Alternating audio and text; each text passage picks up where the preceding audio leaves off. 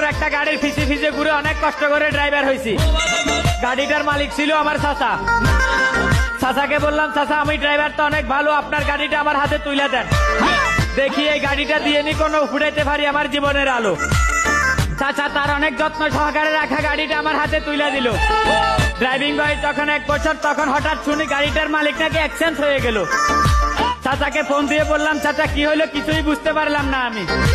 উত্তরে চাচা বললে, বাতিজা এই গাড়ির মালিক এখন আমি না, হয়ে গেল তোমার চাচি।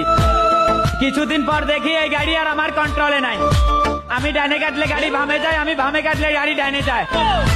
হঠাৎ একদিন আমার চাচি ফোন দিল, অর্থাৎ গাড়ির মালিক ফোন দিয়ে বলে, বাবা আমার গাড়িটা আমাকে দিয়ে দাও, তুমি অন্য চেষ্টা করো।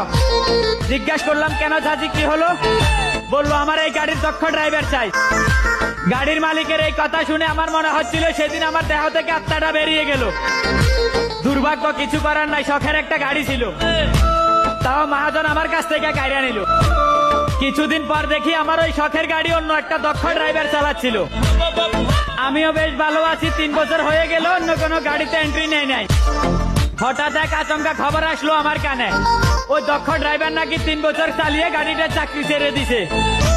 কিছুদিন আগে দেখি ওই গাড়ির মালিক আবার আমাকে ফোন দিয়ে বলে, বাবা যদি কোনো আপত্তি না থাকে তাহলে আমার এই গাড়ি তুমি আবার গ্রহণ করতে পারো। জবাবে তাকে শুধু একটা কথাই বললাম, আমার বাবার আদেশ মায়ের শিক্ষা, প্রয়োজনে ভিক্ষা করে খাবি, তবু একবার যেখানে অপমানিত হবি দ্বিতীয়বার সেখানে এন্ট্রি নিবি না। আর হ্যাঁ, এই লাইনটা কিন্তু কোনো গাড়ির জন্য ছিল না।